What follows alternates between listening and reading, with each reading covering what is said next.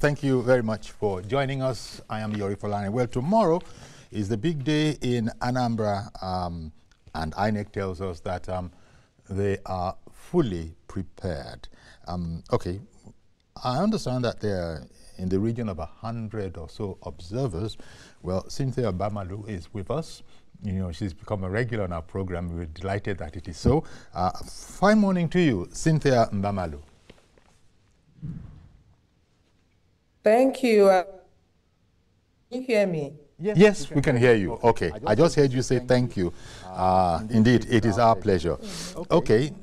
So, INEC says everything is hunky-dory, just about.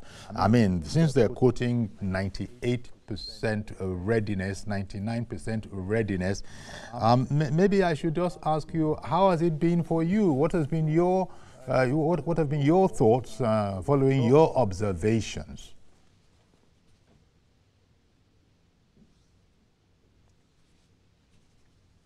Okay, I can see that you couldn't hear me. I raised my voice slightly. Can you hear me now? Okay.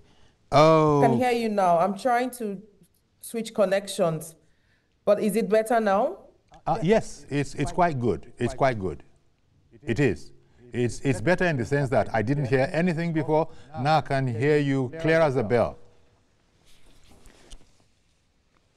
Okay.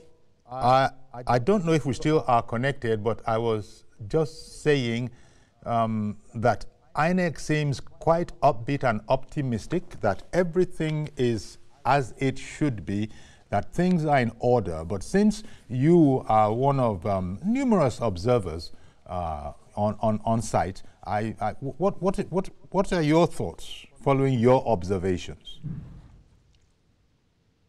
Well, I would say so far, if we work with INEC's plan, yesterday we were at the CBN office. I was there to observe the deployment of the sensitive materials from the capital, Oka, down to the respective local government. And as yesterday, we saw that the materials were moving from INEC, from CBN to the local government areas. And today, we're going to the local government offices to observe the deployment to the racks, because today materials are meant to move from the racks. That's the registration area centers, which are like ward levels. They're supposed to be stored there overnight so that early morning tomorrow, they will be moving to the polling units. And so for us, our goal is to follow through, because it's one thing to make promises, it's another thing to have it, to have these promises achieved. And if we've worked in elections, we know that the eve of elections, we have lots of promises from the Electoral Commission. And so for us, it's not necessarily to focus on the promises, but to track how each activity is adhered to. And one of the things we're making, one of our major advocacy for this election is the efficiency test. We have 3 major tests to assess these elections by: the efficiency test, the integrity test, and impartiality test. And efficiency is key. The logistics management for us, that by tomorrow morning, what we want to see, what Anambra voters and stakeholders want to see, is early opening of polls and early commencement of the process, which is why today we are focusing on how the materials are moving to the racks. That is because Anambra historically has a history of late opening of polls, and we do not want to see that happening in these elections. And so we will be following through the process. The last elections alone, by 7:30, only 17% of polling units had opened. And by 10 a.m., only about 50% of polling units had commenced accreditation and voting, and some started as late as 12 noon. And so our call to the Electoral Commission is, it's not just about the promises. When you make a promise and do not deliver, it affects the trust in the process. And so while you make these promises and while you sound optimistic, the one way to build or rebuild confidence in the process and in the Electoral Commission is to ensure that these promises are achieved tomorrow, that we have opening of polls across board. We want to see materials and personnel at least 7:30 a.m. at the polling units, so that by 8:30, which is the official time for commencement, by 8:30 a.m., voting and accreditation would have commenced. The second for us is the integrity test. The BVAS is key. Integrity of the process is important in building confidence in our democracy and our elections. And for us, the deployment of the beavers across board is important, that every polling unit has the beavers. INEC has said they have the beavers all configured and they'll be deployed with some beavers in reserve. From the by-elections, there were some locations where they were alleged bypass of the beavers. I was saying for these elections, it has to be key that the beavers functions optimally throughout and that the beavers is used to accredit voters, because the Electoral Act makes this mandatory in our elections process, and that the INEC result viewing portal is also activated, so that once voting is concluded at polling units, the result sheets from EC8A would be uploaded on the result viewing portal, and voters can follow through the results through the collation process. That is key for us in promoting integrity, and we want to see uniformity of practice across board. We don't want locations where practices are adhered to, while in some of the other locations they are not. This also includes the result collation process. You know that our result has remained the result collation, usually the blind spot. We want to see better INEC and better oversight from ward collation to LGA and to the state collation. I think the third test for us is the impartiality test. One of the things we want to see in this election is a security agency that is impartial, neutral, and non-partisan in their deployment, in their level of professionalism, and in their commitment to arrest election fraudsters, those who are there to buy votes, those who are there to undermine the process. We want to start seeing arrest of anyone that would undermine the process, but we want to especially see them deploy in a way that is very professional, and that in their deployment, they are not interfering with the process. Rather, they are there to just secure the electoral officials, their materials, and secure voters who engage in the process. And then the impartiality also includes the Electoral Commission. INEC has that role. I mean, with the new chair on board, Professor Amopit and SAN, is important. This is his first official outing as the chair of the Electoral Commission. So this election will further be testing his leadership. And so we want to see him provide that leadership that puts, let me use the Nigerian term, the fear of God in citizens, in the electoral officials that will be sent. Sorry, the power was just interrupted where I am, but I hope you can still hear me. Yes, the Nigerian factor. Indeed. Yes, we could still and so we are hoping. Yes, yeah, thank you. We want to see better sanctions if officials default or are found complicit in the process. Well, indeed, thank you. A number of those things that you said were key objectives for you to note and to see and to verify also coincided with what Professor Mukuta has said. He has said, among other things, that he will not disappoint Nigerians, as Nigerians were thinking that we need to know that INEC has learned from its past. Among the things that you have just enumerated, the good prof, interestingly, has also cited those things as things that are uppermost on the mind of INEC. So it does look like he does know where, he does know the lie of the ground, and he does know what is expected of him. Now, the other... Yes, it seems so. Sorry, please continue. Yes, yes. No, you can. I said that's what he said, and we'll be watching, and we hope he makes that mark in these elections. Indeed. Now, the other thing that I'd like your comment on is this whole matter of voter apathy. It's been so, the latest was quite low. And people are, there must be a reason for that. And I don't know, maybe we could tie this to the, dare I say, overwhelming security, at least to look at it from the way the newspapers are, reporting on it. No less than 3 services, anti-riot, full gear. Whereas we understand perhaps what INEC is trying to do in arranging it this way, but there are those who are worried that might it not also scare away people? Well, I'm so glad you asked this question on voter apathy, because, Anambra consistently has been a state with low voter turnout. The last governorship elections was about 10.2% voter turnout. The one before it was 10% turnout. I think the one before that was about 28%. But so you've seen from 28 to 10 and 10. And so there's a big question around the level of voter turnout. However, there's a little difference in the context from these elections compared to the 2021 governorship elections. You remember 2021, there was a lot of political tension, especially with the threats from the secessionist group movement, IPOP, the groups that they are threatening that voters shouldn't come out. And so there was that apparent fear, if you remember, in the last elections. And That's right. That could have also been a contributory factor to why we had that 10% turnout.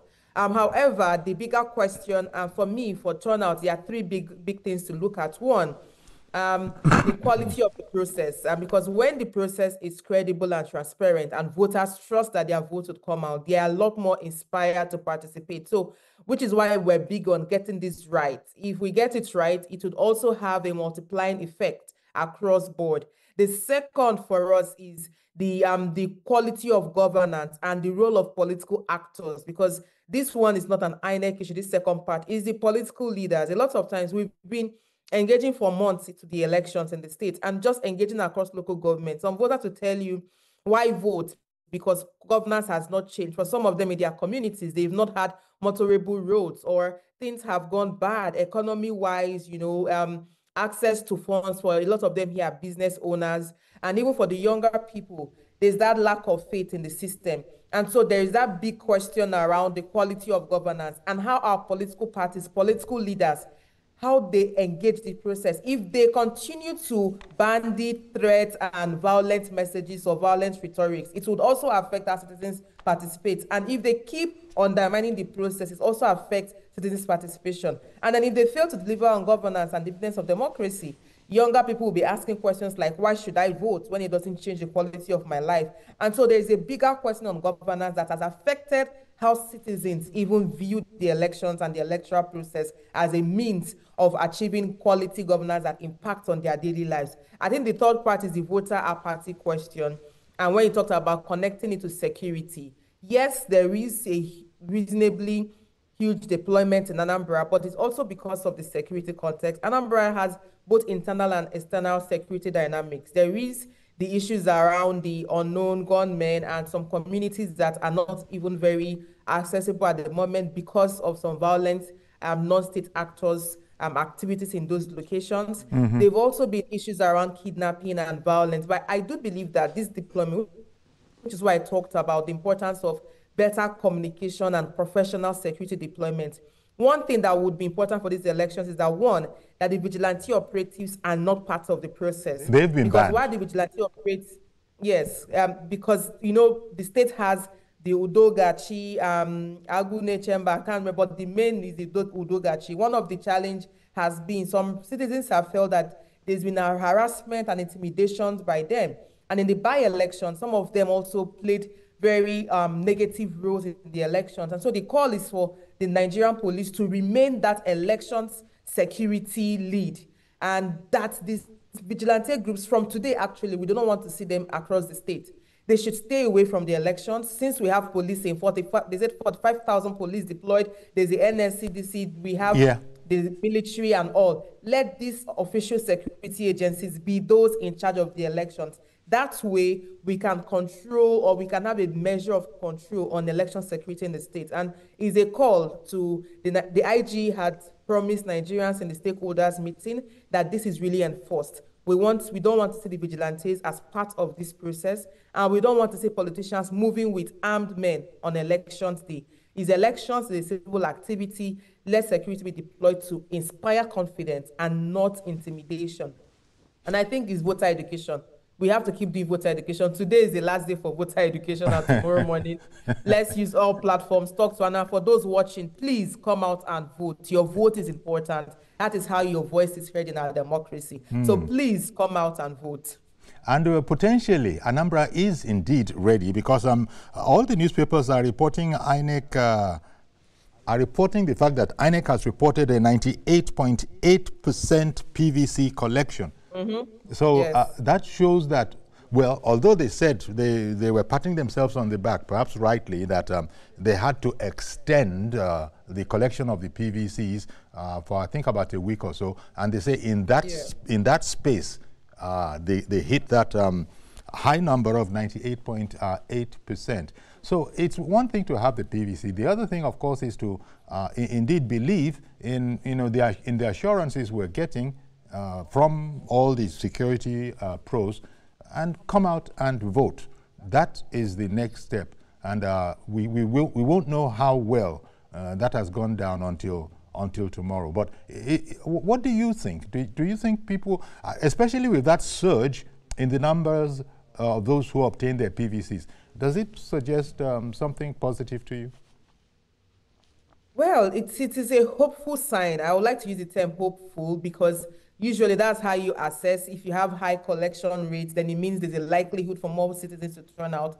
But because we deal in the Nigerian context, remember in the general elections, we had about 98% voters, PVCs collected, but turnout was barely 27% at the national.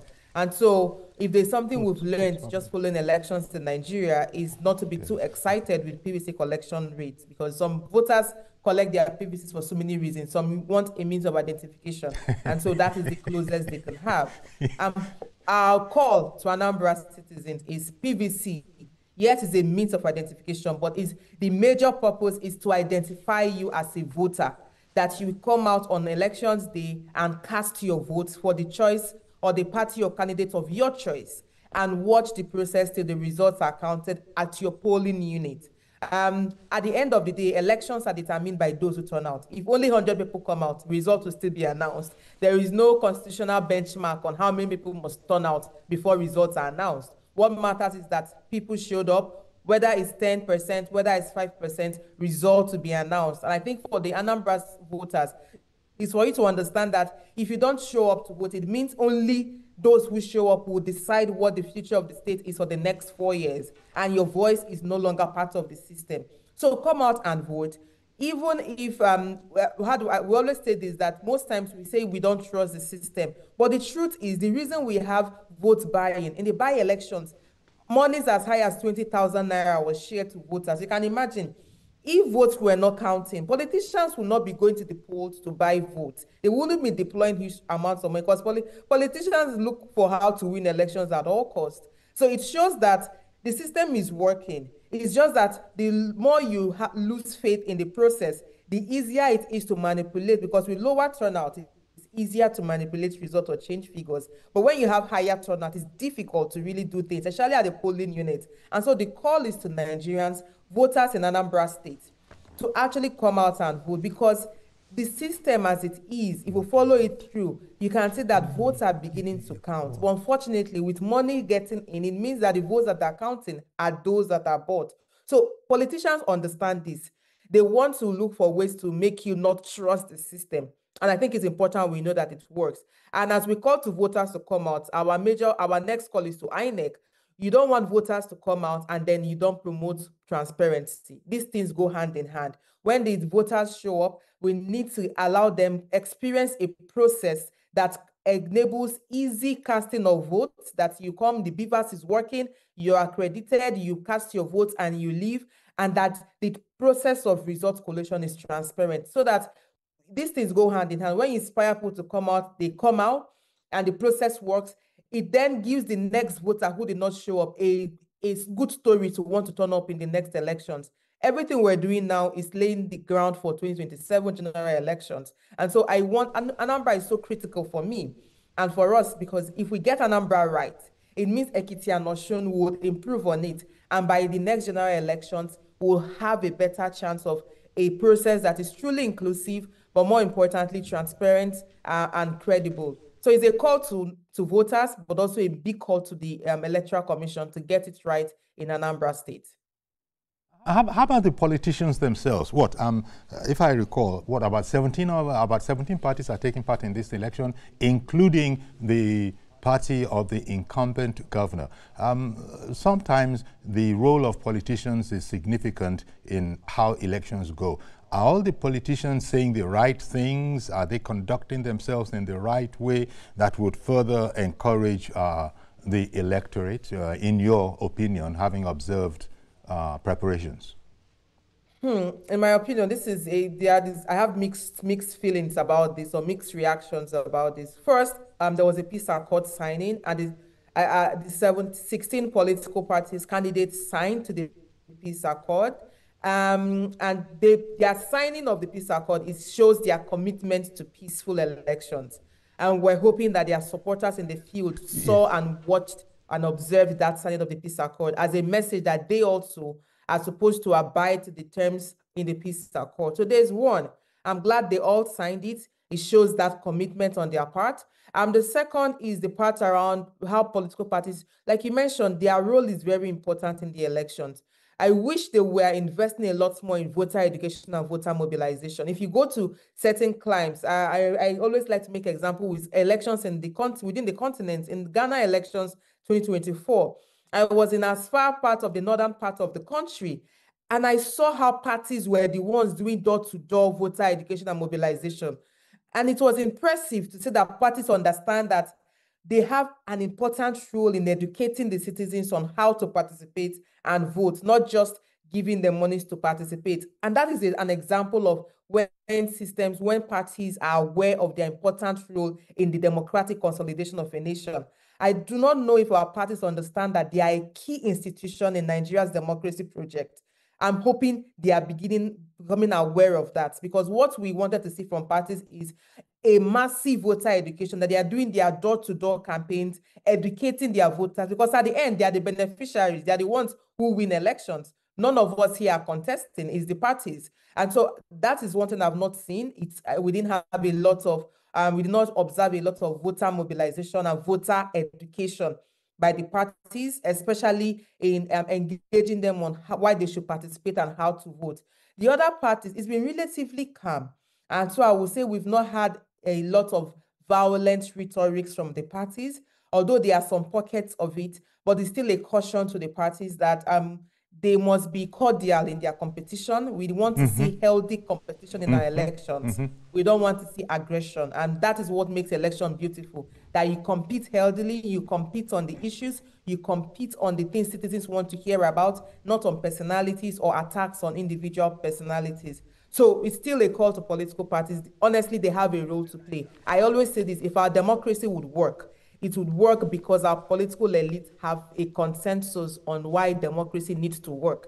Yeah. If we do not have the reformation of the mindset of our political parties, we can reform the process all we want, and we will still not achieve results, because they must go hand in hand. As we reform and build our process, our politicians, our political parties and elites must also have their mindsets reformed. They must also engage from a point of a democratic political culture. That is one way to strengthen our democracy. Indeed. Well, thank you very much. We've been joined by, trying to join us is Mazi Okorafor. Mazi Okorafor, good morning. Good morning, sir. Good morning, I guess. Mazi Okorafor from Aruchukwu, Abia State, God's own state. Well, tomorrow will be Igbo-Kwen for everybody in Anambra State. My main concern, there are two things. I'm just pleading with the transport Anambra State if they have contracted the business with the INEC. Previous report or research work we normally encounter every day during elections is the issue of transportation, late arrival of materials. Either the car will break down or fuel finish or driver develop something. The INEC should go and get all these companies that will provide good vehicles for them, not this Akroka motor. You don't want Akroka motor tomorrow. And the youth, please come out and go and vote, not to be going to be playing football where you see empty land, empty road, where there's no motor moving. At the end of the day, it is you who will come back and complain that no water, no light, no school fees, kaza. But the thing is, I'm not pleading with the parents. Do not allow children to be used as a weapon of mass destruction, because parents, you sit down the after vote, you come back to the house, maybe you're watching television or cooking or just relaxing. A child or your children will be used for destruction, which is not healthy. And we should do the needful. The INEC chairman, this is everybody litmus test, well, although it is chemical test, but this one is a practical oriented that has to do with human beings. Whether it's litmus test, I'm not pleading everybody there. Political parties, people are complaining. This is what you want, this is what you want. Come out and vote for candidates of your blood. Not a question of political party. Vote for person that will deliver. Person that when federal government give their allocation, local government give their allocation, they will use the needful. Now, when somebody went to collect the money, they will start telling you story. The money just did that. Either they quit or this and that. And they just have to do no. What we want is people that will come out, let them do the needful. But I'm not pleading with politicians. If you fail tomorrow, please accept it in good faith. That is what we call sportsmanship. Not to go and cause wahala. Good morning, Maso Krapo from us. By the grace of God, all things being equal. They should know foreign countries are watching, their eyes, their internet, everything. Zones are watching Nigeria. Good morning, Maso Krapo from us. Thank you very much, Mazio Krapo. Cynthia, your thoughts? Mazio has actually, he spent some time even advising the populace in Anambra. Yes. Yes, and I love his passion and even what he's addressing. He's calling out to everyone and even to the political parties to understand it's a competition. He used the term good sportsmanship because when you go and play football, when we support our different clubs, when we lose with grace and we go back and plan for the next. So it's the same thing we're looking for in these elections, that once the process, well, you know the thing, once the process is fair and transparent, it's easier for people to accept outcomes. And we always advise political parties, even if you're not satisfied with the outcome, there are legal ways to expressing your grievances. We need a system that lasts after us. And Nigeria working is for the benefit of every Nigerian, not for a class of people. And so we want to see that work. But I love his call to young people especially. I always say this, Nigerian youth, they are the present and the future. Our democracy would succeed if young people actually take charge of the process. And this is a call. I will join Mazi from Mabia to call out to everyone, young people especially. This election is for you. Everything that happens is influenced by political decision. The quality of life and services is influenced by political decision. So we have to care about who wins elections and who represents us in every political office. So please come out and vote. Nigeria's democracy is dependent on our ability to engage and make demands on the system to work for us. Okay then. Philip in Ikorodu, good morning. Philip in Ikorodu. Yeah. Good morning. Go ahead, please. Good morning. Your television is on, and you can't do that. Please mute your television. Good morning, Cynthia.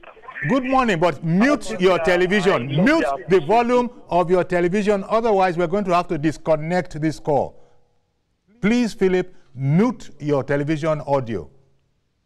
Philip, are you still there? What I just want to contribute.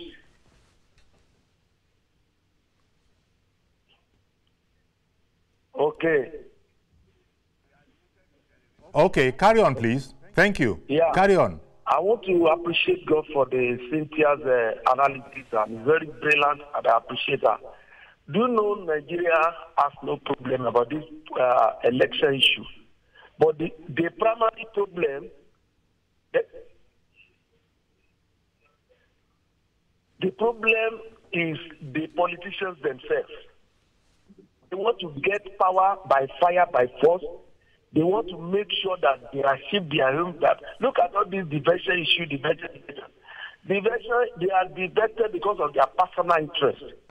But we encourage the new INEC chairman to do what is right, to be faithful to this cause, and never allow any politician to direct them.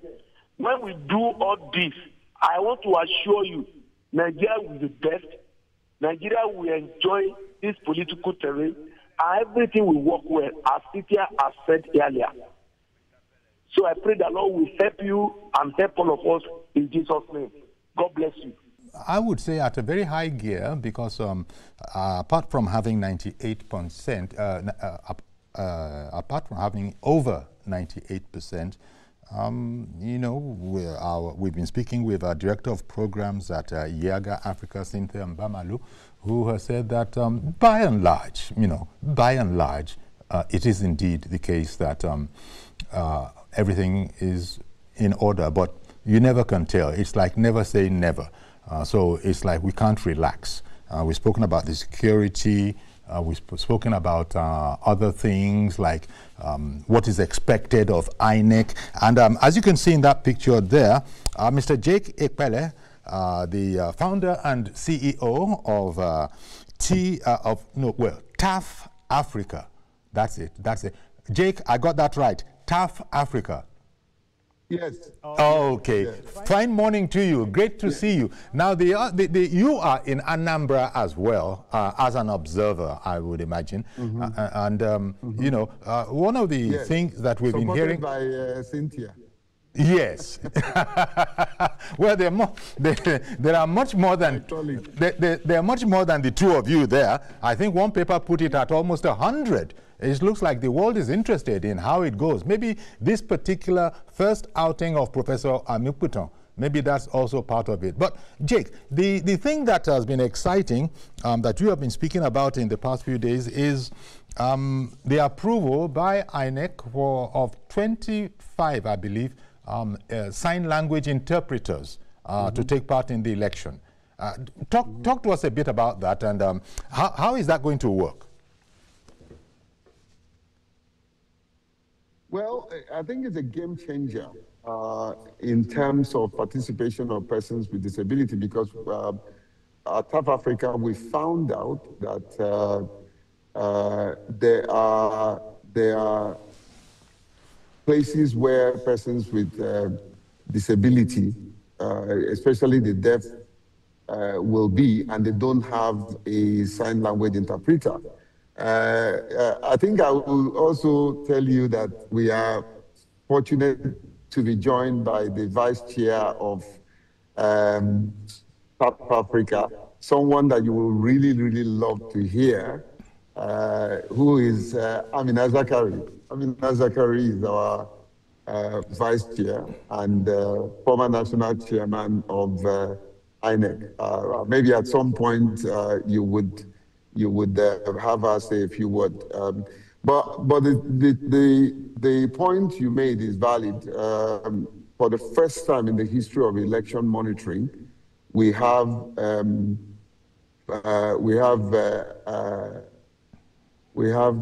25 sign language interpreters that we are deploying, guided by data science. So we are looking at specific polling units where you have persons who are deaf that will need the services of sign language interpreters.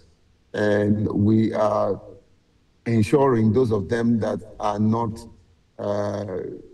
rich enough or doesn't have aids, that these standby aids will immediately, as a backup plan, sign for them at the polling unit. Just for clarity, they are not to stay there with INEC staff and those in the PU. They would observe a deaf person coming. They will accompany that deaf person, sign for that deaf person until the point where the person will go in and vote, and then sign to escort that deaf person out of the PU vicinity. And then they will just be there waiting for another person that will need their services. So it's an innovation. It's not been done in the history of sign language interpreters in the electoral process. However, again, for clarity, there have been times that persons who are deaf will then be followed by their aide to vote. But we are just keeping these people on standby. Yes, INEC did the approval, but contrary to what is making rounds in the media, INEC is not the one deploying. We are deploying, but we got the approval to deploy. And thanks to this current INEC chair, because at first it was going to be rocky. Eventually, he quickly, as a lawyer, he saw that the provisions are there in the Electoral Act, Section 54, subsection 1 and 2, the involvement of sign language interpreters. And there was a little bit of politics that, the INEC guideline does not specify that. That's not correct. And Cynthia is a lawyer. Cynthia will tell you that the law supersedes guideline. Where there is law, yes. Where there's law and there's a guideline, the guideline cannot overrule the law. The law overrules the guideline, and that's what I don't need to be. I don't need to have an IQ of a mushroom of a lawyer to know that. So I quickly pointed that out to National Commissioner May. Incidentally, she's a lawyer. She said, look, Jake, you're absolutely right. So I want to commend the INEC chairman because that was proactivity on his own part. I was not going to be happy until he gave that breaking news. And when he did, he personally started tweeting it, you know, and all that. So that was a good thing for inclusivity and a heartwarming thing for all of us. And I can't be, I want to use the opportunity to thank my colleagues in Niaga Africa, Samson, Cynthia, for lending your voice, your voices. We got that, we crossed that bridge because you added your voice. So I just wanted to say that. And Indeed. And also to thank you in the media because you helped to highlight it. And here we are. I think it's one of the best inclusive decisions that this current INEC chairman had taken. And that shows us, and I want to also say that he called me personally and says to me, look, Jake, I am aware of the work that South Africa has done in the inclusive space. And I assure you that I'm going to work with South Africa to ensure that inclusivity will continue to be a positive feature in the electoral space. You know. Okay.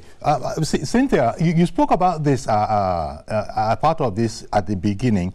I think when you were talking about integrity, I don't know if I heard inclusivity was also part of it, but I'd like you to comment on this initiative of, TAF Africa. Yeah, yes, it is a positive one, and we're celebrating. We are celebrating this inclusion. This is why I say inclusion in real sense, because this is the first. In fact, probably one of the first in most of the countries in West Africa where you have sign language interpretation at polling units, and that is thanks to the effort, the doggedness of South Africa to push for these to get done.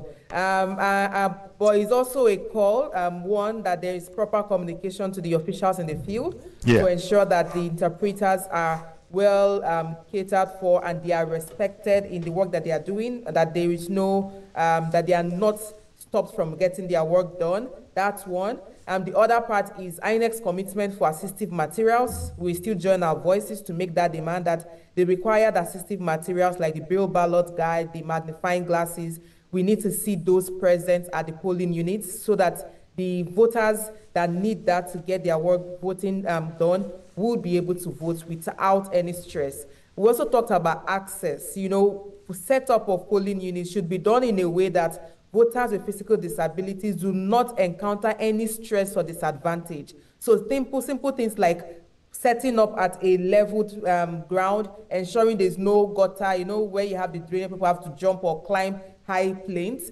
Those are important. So the way polling units are set up must be set up in a way to achieve easy voting for persons with disability. Interestingly, Anambra is one of the states that passed the Disability Act into law some years ago, and they've been doing a lot to ensure the society is disability friendly. We want to see that play out in these elections. So we want to see words behind the action, or rather actions behind the word in these particular elections, which is where security comes in.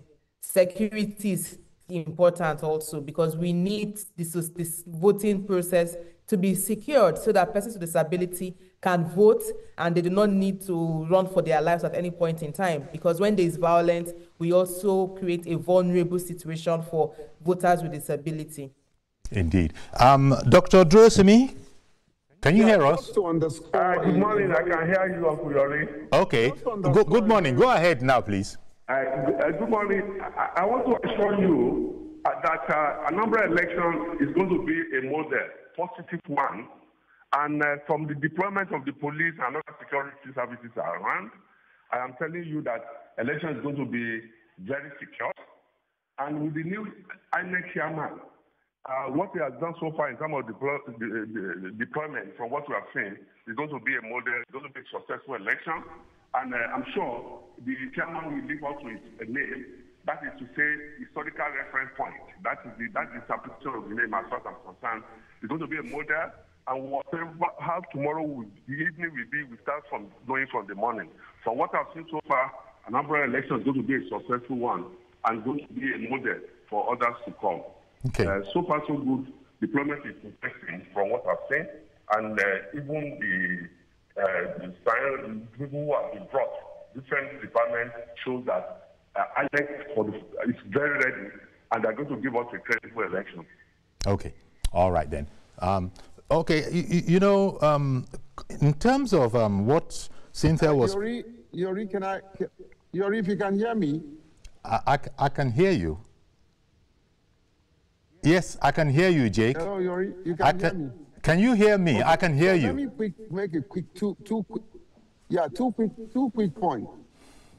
I can hear you. Okay, go ahead.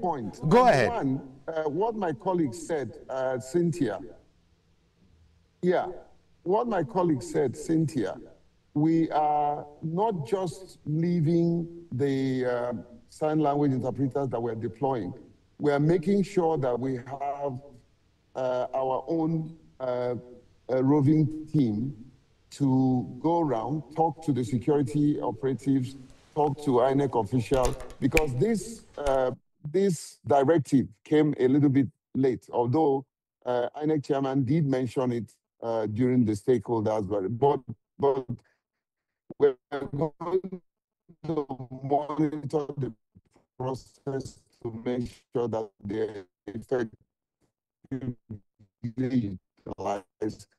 Otherwise, the funds that we're spending to make sure that they are there would be wasted. Okay. So we're going to monitor. All right then. Thank you for that addition. Elder David, good morning to you, sir. Good morning, Yori. Thank you very much. God will bless you. Amen. And you too, sir. This is a test case for the new INEC chairman. I just want. Good morning, sir. Are you hearing me well, sir? Yes, we can hear you. Yeah, this is a test message for the new INEC chairman. But we thank God for one thing. Since 2015, when the APC come in, there have been changes in the election issue. Starting with Jega, though no election is perfect all over the world, the APC have tried so much.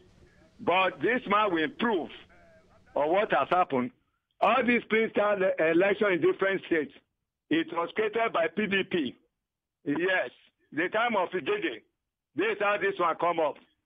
That of the time of Obasanjo and others.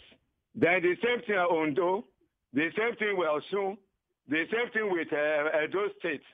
Anyway, whatever happened is that the best candidate will win. What will happen, the election will be very perfect. I want to advise the NGO. Don't say because there is a little problem in one polling booth, then we are condemning the whole election. So let us be very careful, because this one is a very test thing for this new INEC chairman, and they are going to perform well, provided police will cooperate very well. And I've seen actually police will do their job. Indeed. Then the NGO themselves will equally do their job. They should not report a conflicting issue, though they have been trying their best. May God bless Nigeria. May God bless this government. Thank you very much. Thank you very much, Elder David. Okay, I think we should give our thanks to Brother Jake Ekpele. Thank you very much. We heard you were in Anambra. We had to reach for you. Thank you for making the time for us. Jake Ekpele, Dr. Jake Ekpele, founder and CEO of TAF Africa. Okay, well, Cynthia, some of the things he was talking about, and if I combine that with all the, well, I don't want to use the word overwhelming again, but the plentiful security. I think they have explained it that for the avoidance of doubt, this does not mean that these uniformed people are going to be within the place. That is not what we're talking about. He said that they will just be some distance away, and they will just make sure that everything is as should be, but they will not be within the booths. They will not cause any kind of disturbance, but they would just be there. I don't know if that is supposed to be this show of force. Before you comment on that, let me quickly bring in Mr. Ade in the UK. Good morning. Go ahead, please. Good morning, Mr. Yori. Good morning, your guest. Whoever is the people who want in Anambra, I wish them good luck. But my question to Cynthia is this. I've been looking for the opportunity to ask. Who are the people funding Yaga? Who are the people behind funding you people? Because you lean towards PDP in every election. You lean towards PDP. I want funding from Yaga to Nigeria. Who funds Yaga? Okay. Fair question, Cynthia. Although I'm not sure about his premise. Yes, he said you always support a particular party. Yeah. No. Yaga Africa is non-partisan and independent, where we work. In fact, our motto is we're for all Nigerians, we're driven by data, and we're beholden to none. Which is why if you follow through every elections, when we give our statement, we are clearly driven by data. We're non-partisan, and we've never been funded by any political party. I want to state that clearly.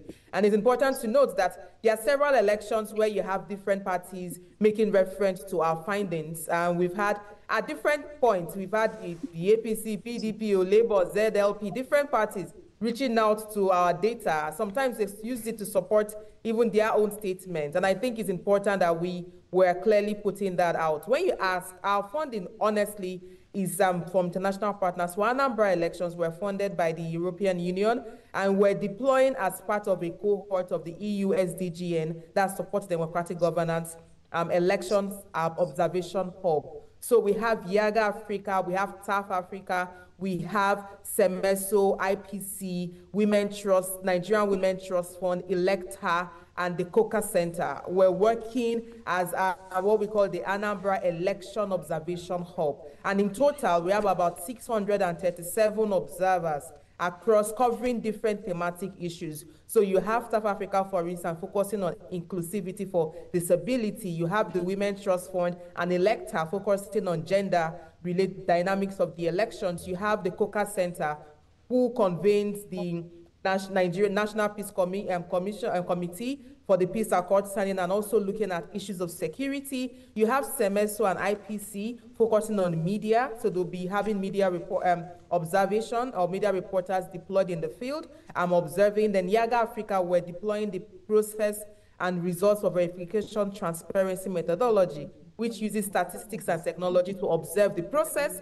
and the result. So I hope that has properly provided the response. I think civil society, a lot of us here are quite, at least for those we work with, we are non-partisan. A lot of us are big on independence and neutrality, and our focus is to support our democracy project in Nigeria. Once our democracy works, we all benefit. So we always say for our observation, our responsibility is to the Nigerian people, not to any party, not to any government, not even to the donors. Our responsibility is to the Nigerian people, because our goal is to strengthen Nigeria's democracy. Well, thank you very much, Cynthia, for that comprehensive as it could be in the few seconds that you had to share all of that with us. I want to thank you very much indeed for making time as well. Cynthia Mbamalu, Director of Programs, Yaga Africa. You know, I hope that Mr. Ade is now knows Yaga a bit better than before he asked the question. So thank you very much, Cynthia, for coming on our program today. Okay, then. Thank you. Thank you. We're going to have to leave it there, but do please join us tomorrow for a fresh edition. I am Yori Folare. Oh, well, it's Saturday, so let's make that Monday. So do have a great weekend. See you on Monday, God willing. Bye-bye for now.